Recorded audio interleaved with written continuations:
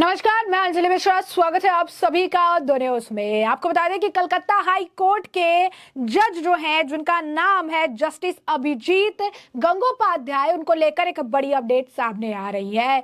जी हाँ, बिल्कुल सही सुना आपने। आपको बता दें कि उनको लेकर यह अपडेट सामने आ रही है कि मंगलवार के दिन वो अपने राजनीतिक करियर की शुरुआत कर सकते हैं और संभावित पार्टी बीजेपी हो सकती है। जी हाँ, बिल्कुल सही सुना आपने। कलकत्ता हाई कोर्ट के जज अभिजीत गांगुली जो हैं, वो अपने लाइफ की एक नई पारी की शुरुआत करेंगे। और अब अगर आप देखेंगे कि कोर्ट कचहरी से हटकर अब राजनीति में उनका जो है, अगर आप कहेंगे कि उनकी एंट्री जो है हो सकती है, और ये भी कहा जा रहा है कि ये एंट्री बीजेपी उनको दिलाएगी। कलकत्ता हाई कोर्ट के जस्टिस अभिजीत गांगुली ने मंगलवार को ही अपने पद से इस्तीफा देने की बात कही है, और वह हाई कोर्ट के चीफ जस्टिस और सुप्रीम कोर्ट के जस्टिस को इस्तीफा सौंपेंगे। और राज्य के सत्ताधारी दल द्वारा बार बार जो है अपने को लेकर अपमानजनक टिप्पणी किए जाने को लेकर वो राजनीतिक मैदान में उतरने की बात भी कह रहे हैं। हालांकि वो किस पार्टी से मैदान में उतरेंगे, इसे लेकर सिर्फ और सिर्फ कयास लगाई जा रही है।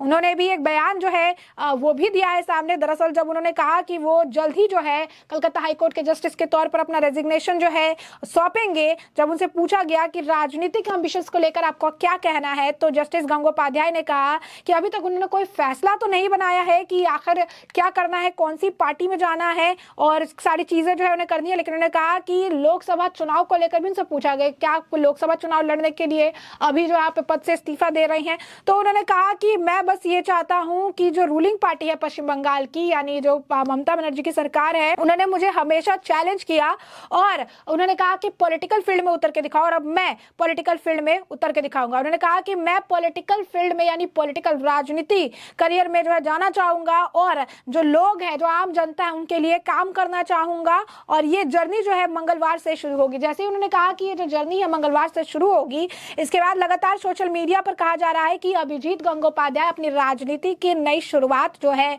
वो बीजेपी से कर सकते हैं, और बीजेपी जो है उन्हें अपनी पार्टी 7 मार्च यानी मंगलवार को ज्वाइन करा सकती है। कहा जा रहा है कि इससे पहले जो है मंगलवार को जो है वो नई पार्टी की उनकी शुरुआत होगी, जब वो पूरी तरीके से जो है अपना जो है, अगर आप कहेंगे कि जो यहाँ पे रिजाइन करेंगे, और रिजाइन करने के बाद एक नई पार्टी के लिए वो आगे जो है दावेदारी देंगे, नई पार्टी के लिए वो आगे बढ़ेंगे। और इसी के साथ एक नई चीज देखने के लिए मिलेगी, और वो ये है कि एक बहुत ही बड़ा पॉलिटिकल चेंज देखने के लिए मिलेगा। इस वक्त लोकसभा चुनाव का अगर आप कहेंगे आगाज है, और इसी बीच सिचुएशन ऐसे है कि लोग तरह तरह के कयास लगा रहे हैं। लोकसभा के अलग अलग जो अगर आप कहेंगे टिकटें दी जा रही है, अलग अलग उम्मीदवार है, 195 अगर आप देखेंगे उम्मीदवारों की लिस्ट जारी हो गई है, और नई लिस्ट जो है सेकंड लिस्ट भी जल्द देखने के लिए मिलेगी। और इसी बीच अगर आप कहेंगे इस तरीके से कोई एक बड़ा जज जो अपने पद से इस्तीफा देकर ये कहता है कि राजनीतिक पार्टी की जो है राजनीतिक पारी की मैं शुरुआत कर सकता हूँ, राजनीति में एंट्री ले रहा हूँ, तो कयास लगने संभव है। और ज्यादातर जो लोग हैं वो बीजेपी के लिए कह रहे हैं कि बीजेपी से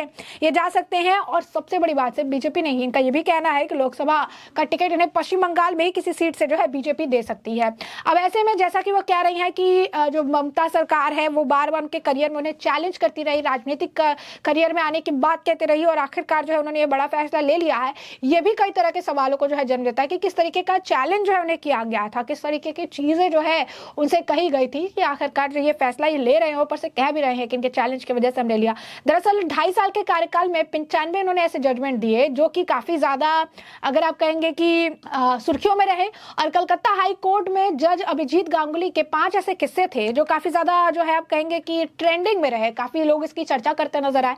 तृणमूल कांग्रेस सरकार के खिलाफ ये खुलकर बात करते थे, और यहां तक कि आदेश देने से पहले भी वो कतराते नहीं थे। इससे पहले आपको बता दें कि पूरे शिक्षक भर्ती घोटाले में जहां पर अभिषेक बनर्जी को हर जगह से राहत मिल गई थी, तो कलकत्ता हाई कोर्ट के जज अभिजीत गांगुली ने ही सीबीआई और ईडी को अभिषेक गांगुली से पूछताछ करने का जो पूरा आदेश है वो उन्होंने दिया था। और इस तरीके के कई सारे जो आप कहेंगे किस्सा है, जिससे ये पता चलता है कि तृणमूल कांग्रेस के खिलाफ या सत्ता से हो रही गलतियां, भ्रष्टाचार के खिलाफ, गुंडा राज के खिलाफ किस तरीके से अपनी आवाज बुलंद करके अलग तरीके का अगर आप कहेंगे कि फैसला ये पारित करते नजर आए हैं। और अब कहा जा रहा है कि बीजेपी से एक राजनीतिक पारी की ये शुरुआत कर सकते हैं। थोड़े कुछ किस्से भी हम आपको बताते हैं इनके बारे में, जो तृणमूल कांग्रेस सरकार से थोड़ी जुड़ी हुई है। ऐसे में आपको बता दें कि काफी मतलब स्ट्रेट फॉरवर्ड पर्सन है, काफी ज्यादा अगर आप कहेंगे कि एकदम मुद्दे पे रहकर बात करते हैं, और मुद्दे से बिल्कुल भी भटकते नहीं नहीं है, किसी को कुछ पसंद आए ना या ना आए, वो अपनी बात को हमेशा जो है अगर आप कहेंगे कि सामने रखते हैं और निडर होकर,